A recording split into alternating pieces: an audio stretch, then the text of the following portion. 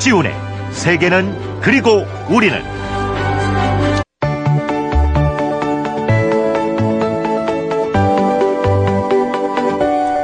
여러분께서는 박지훈 변호사가 진행하는 세계는 그리고 우리는을 듣고 계십니다. 기본적인 삶은 보장하기 위해서 국민 모두에게 차별 없이 1인당 정해진 금액을 지급한다. 자, 이 개념이 바로 기본소득보장이라는 개념인데요. 2년 전에 북부 유럽 핀란드에서 실험적으로 시행이 돼서 큰 화제를 모았었죠. 앞으로 4차 산업혁명 시대가 되면 일자리가 줄기 때문에 이런 기본소득이 꼭 필요하다. 이런 주장이 국내에서도 계속 나오고 있습니다. 오늘은 기본소득 한국 네트워크 안효성 이사와 기본소득제에 대해서 자세하게 좀 알아보겠습니다. 안효상 이사님 직접 스튜디오에 오셨는데요. 안녕하세요. 예, 안녕하세요. 안효상입니다. 예. 제가 법률도 공부를 하고 있지만 이 기본소득제도 사실 딱 와닿지는 않습니다. 또 청취자분들도 이게 뭘까 좀 궁금할 것 같은데 이 개념부터 먼저 소개 좀 해주세요. 앞서서 대체로 맞는 말씀을 드렸는데 네. 저희들은 보통 세 가지로 말합니다. 모두에게. 근데 사실 모두에게 준다는 말은 누구나 쉽게 이해할 수 있을 것 같고요. 네. 두 번째가 사실 좀 어렵긴 한데 아무런 조건 없이. 물론 이제 더 들어가면 얘기가 복잡합니다만 한참 그 대부업체 광고할 때 네. 묻지도 말고 따지지도 말고 따지지 말고 그거요. 준다. 그다음에 개별적으로 준다. 근데 개별적으로 준다라는 거를 아마 청소년이나 혹시 전업주부분들은 쉽게 이해할 수 있을 것 같아요. 네. 개별적으로 가장한테 주는 게 아니라 개별적으로 준다. 그리고 최근에는 두 가지를 더 더하기도 하는데요. 네. 현금으로 줘야 된다. 현금으로. 왜냐하면 특정한 데 가서만 쓸 수 있는 쿠폰이나 이런 거는 안 된다. 지자체에서 지금 하는 경우가 있죠. 그거는 이제 지역 상품권은 약간 네. 좀 복잡합니다만, 예. 그렇고 또 하나는 어쨌든 정기적으로 줘야 된다. 정기적으로 줘야 된다. 평생 한 번 준다든지 이러면 안 된다. 이런 말씀이고요. 네. 근데 시작하는 김에 제가 그냥 한 말씀만 드리면, 네. 기본소득이 만병통치약이 아니다. 왜냐하면 세상에는 굉장히 많은 문제가 있고 거기에는 다 적절한 해법이 있는데 네. 기본소득이 다른 문제를 해결하는데 도움이 되긴 하지만 직접적인 것은 아니다. 모든 것을 해결할 수 있는 건 아니다. 어떤 정책도 사실은 그런 그렇죠. 것은 없는데 근데 기본소득 가지고 하도 요즘에 핫하니까 그렇죠. 이것도 하냐 이것은 왜 해결하지 못하냐 이런 말씀이 있어서 그래서 저는 어떤 기본소득이 다른 여러 정책과하고 잘 어우러질 때 원하는 효과를 발휘할 수 있을 거다. 이렇게 말씀드리고 싶습니다. 오늘은 좀 제가 청취자 편이 돼서 예. 편이라고 막 표현하기 그렇지만 기본소득제 구체적으로 좀 비판적으로 한번 질문을 좀 해볼게요. 그럼 제가 청문회에 나온 건가요? 아니요. 답변해 주시면 됩니다. 예. 그래도 이 이해의 편의를 위해서 그런 거니까요. 예. 국민연금이나 실업급여 또 기초생활보장 이런 여러 가지 사회보험제도들 있잖아요. 예. 그런 게 있는데도 이렇게 기본소득 보장이 꼭 필요한 건가요? 예, 나라마다 복지제도가 조금씩 다르긴 하지만 네. 기본은 사실 원리는 같은데요. 그 유명한 요람에서 무덤까지라고 하는 영국의 비버리지 그렇죠. 보고서 그게 어쨌든 기본 원리들을 만들어냈는데 어쨌든 그 변호사님도 소득은 일해서 보시죠. 네, 이래서 벌고 있습니다. 그러니까 대부분의 사람들은 네. 일자리가 있다. 혹은 국가가 일자리를 제공해야 된다. 그렇죠. 그래서 평소에는 그렇게 살다가 어려울 때, 아플 때, 일자리가 없을 때, 나이가 들었을 때 등등은 벌 때 자기가 낸 돈. 다 국민연금 내고 계시잖아요. 그래서 나중에 연금으로 돌려받는 이렇게 해서 거죠. 받는 이런 방식이고 그래도 일자리가 없는 사람들이 있다.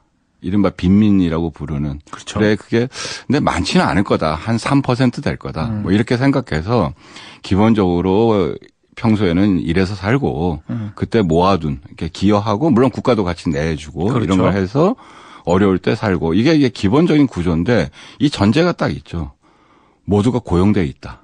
고용이 돼 있을 때나 연금이 한다는 의미는 거네요. 그렇게 짜여져 있는 건데 사실 50년대, 60년대 한국에서 70년대, 80년대는 그거 비슷하게 됐었죠. 모두가 네. 당연히 일자리 갖고. 근데 오늘날 이제 어쨌든 그런 게 깨져서 좀 달라져서 기존 복지제도와는 좀 다른 원리가 필요하지 않느냐. 아하. 이게 어쨌든 기본소득의 그러니까 기본적인 문제의식입니다. 고용되지 않는 사람이 있을 수 있다. 비정규직이라든지. 그러니까 옛날에는 그게 그런 적었는데 관념이네요. 예, 오늘날에는 굉장히 많고 그다음에 과거에 우리가 고용 그러면 네. 월요일 날 아침부터 시작해서 뭐 금요일까지 요즘은 옛날에는 토요일 토요일 날도 오전까지 일하고 했었죠. 예. 그래서 하루에 일주일에 뭐 40시간, 50시간, 60시간 이렇게 일하는 게 정상이라고 봤는데 네.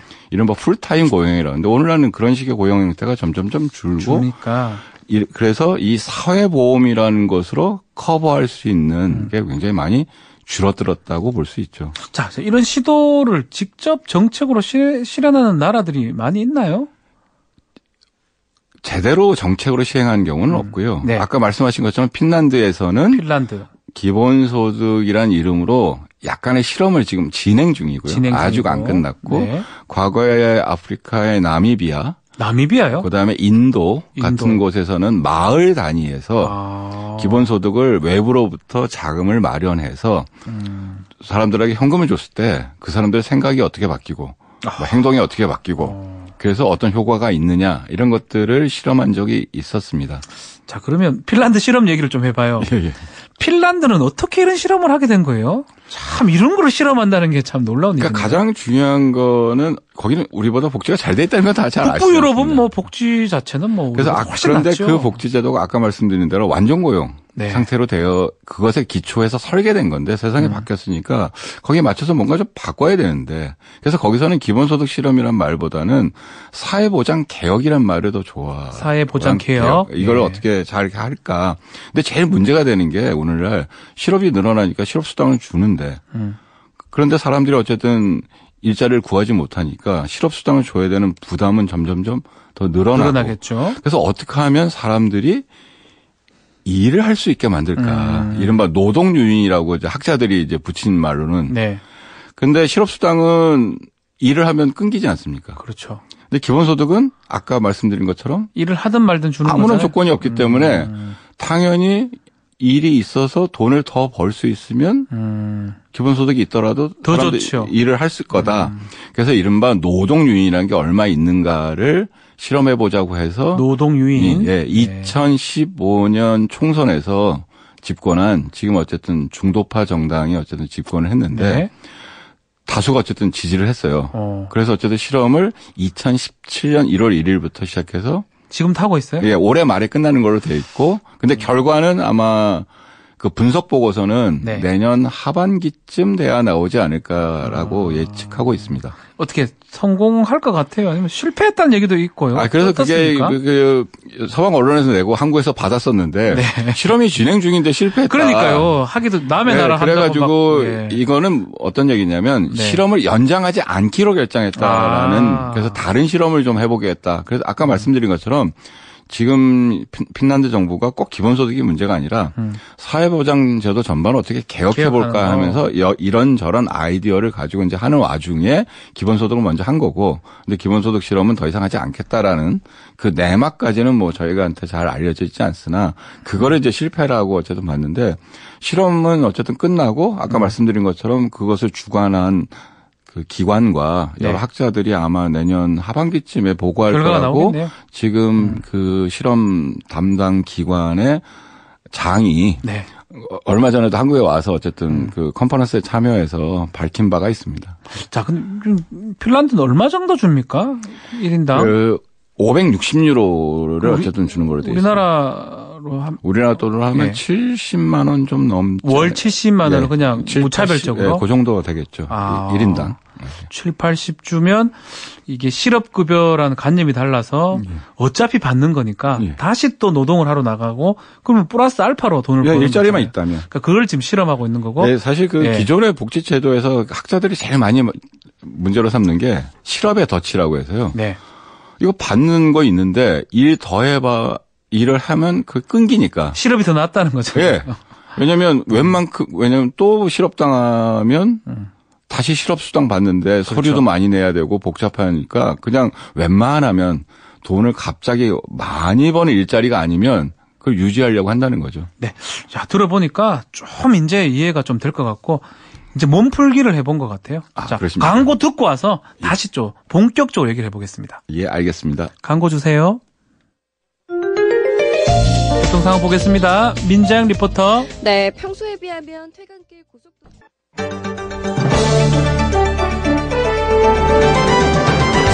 퇴근길 80분간의 시사탐험. 박지훈의 세계는 그리고 우리는.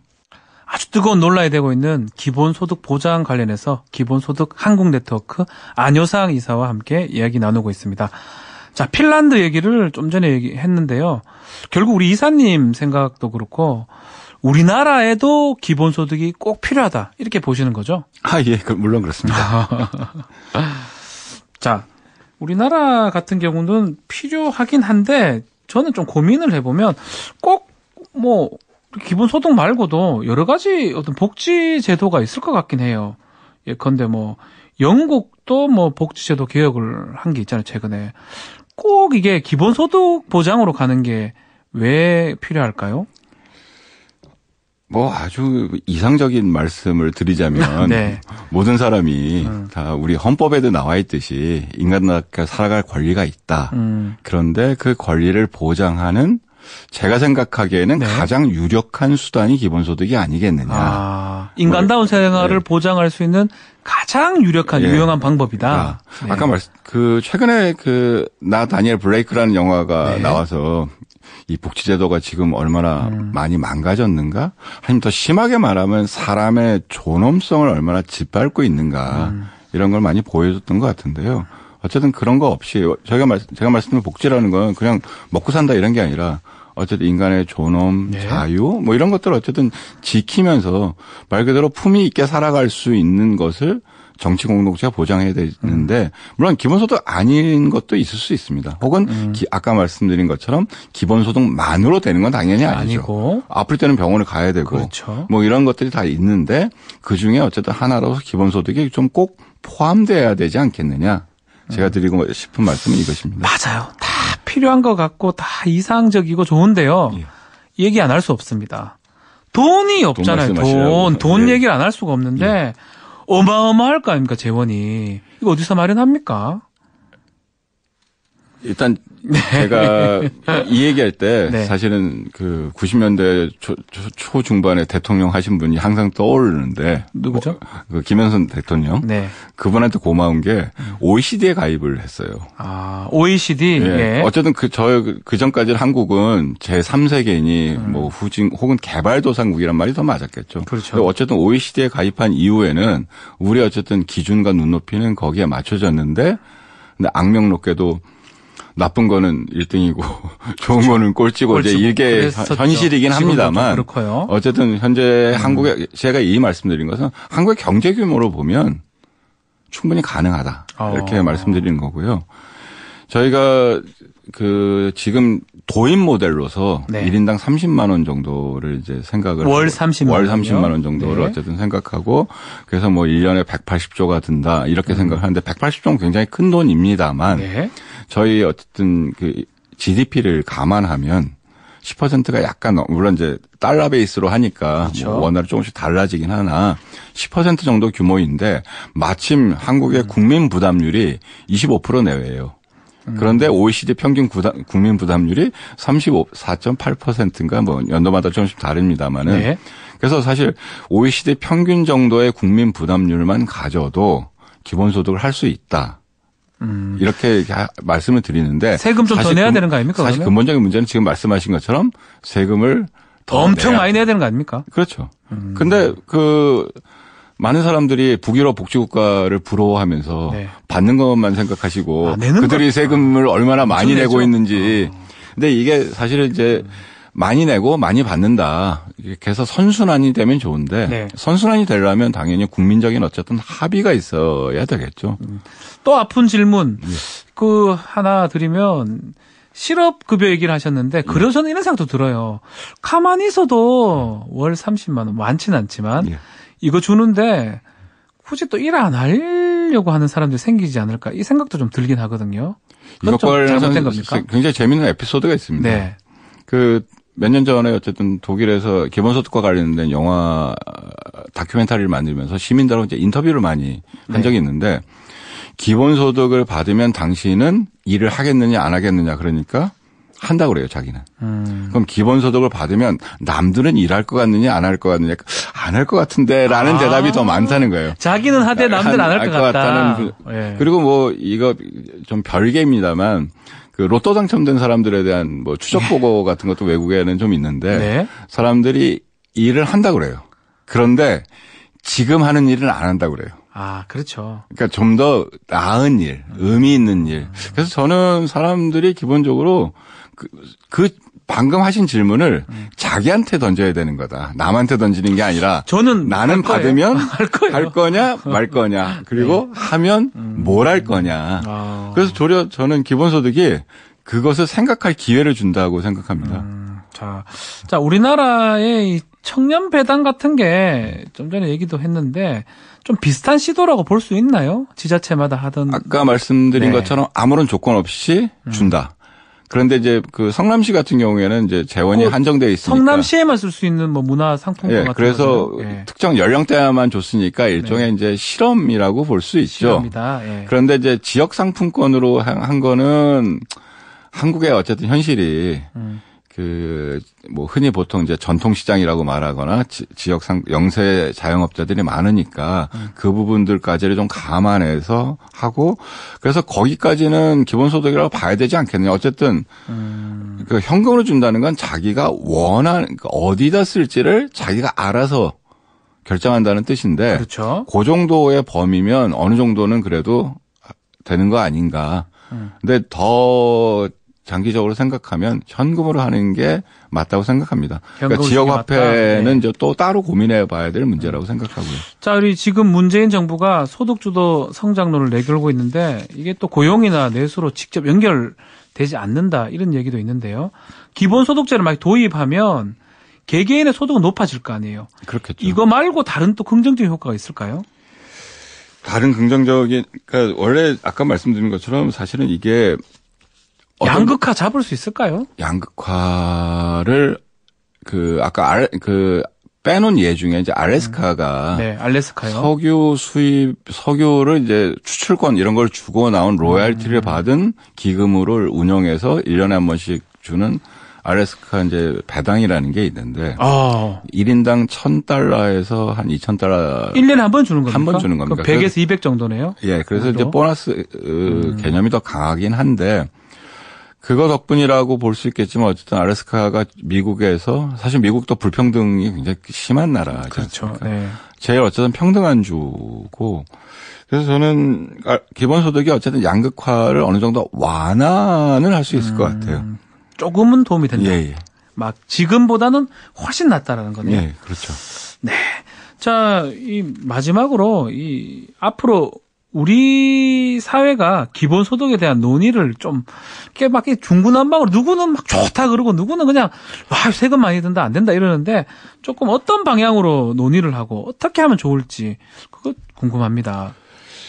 예, 아까 이제 핀란드 같은 데서 왜 그런 네. 실험을 했을까? 왜 지금 한국에서도 기본소득 이야기가 나올까? 사실 저는 기본소득이건 뭐건 그것이 답이다 아니다라는 걸 생각하기 이전에 네. 왜 이런 이야기를 할까? 그 배경을 어쨌든 사람들이 이해하는 게 좀 필요하지 않을까 싶습니다. 네. 그래서 아까 말씀드린 것처럼 기존의 복지제도가 더 이상 좀 잘 돌아가기 어렵지 않느냐라든지 아까 처음에 말씀하신 것처럼 제4차 산업혁명으로 일자리가 없어질 가능성 아직 전혀 확정적인 것은 아니지만 네. 뭐 어쨌든 그것도 염두에 둬야 되고 그다음에 아주 근본적으로 정치 공동체가 거기 있는 모든 구성원이 자유롭고 존엄하게 살아야 된다. 이런 여러 가지 것들이 교차하는 지점에서 네. 기본소득 아이디어도 나오는 거고 복지제도를 확대하자는 이야기도 나오는 거고 혹은 다른 어떤 뭐 차별을 없애자는 이야기도 다 나오는 거고요. 네. 그래서 그런 얘기들이 왜 나올까를 어쨌든 같이 고민하는 것. 그리고 나서 어쨌든 뭐 찬반 혹은 어느 게 더 나은 아닌지를 좀 더 공론화하고 이야기하는 그런 어쨌든 뭐 시민적인 공감대를 형성하기 위해서 그런 것들이 일단 먼저 필요하다고 생각이 들고 뭐 그런 의미에서 한국에서 기본소득 논의는 이제 아까 뭐 몸풀기를 하셨다고 했는데 네. 첫 걸음을 뗀 거 뗐다. 아닌가 싶습니다. 네. 사회복지제도 패러다임이 전환했기 때문에 또 4차 혁명 시대 복지를 준비한 주장. 기본소득 한국네트워크 안효상 상임이사께 들어봤습니다. 말씀 잘 들었습니다. 아, 예, 고맙습니다. 감사합니다.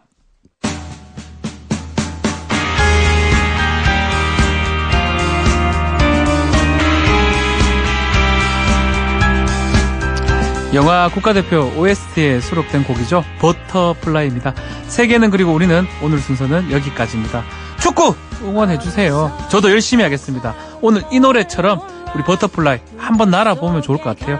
좋은 소식 가지고 저는 내일 저녁에 다시 찾아오겠습니다. 감사합니다. 내겐 보여 그토록 찬란한 너의 날개 겁내지만 할 수 있어 뜨겁게 꿈틀거리는 날개를 펴 날아올라 세상 위로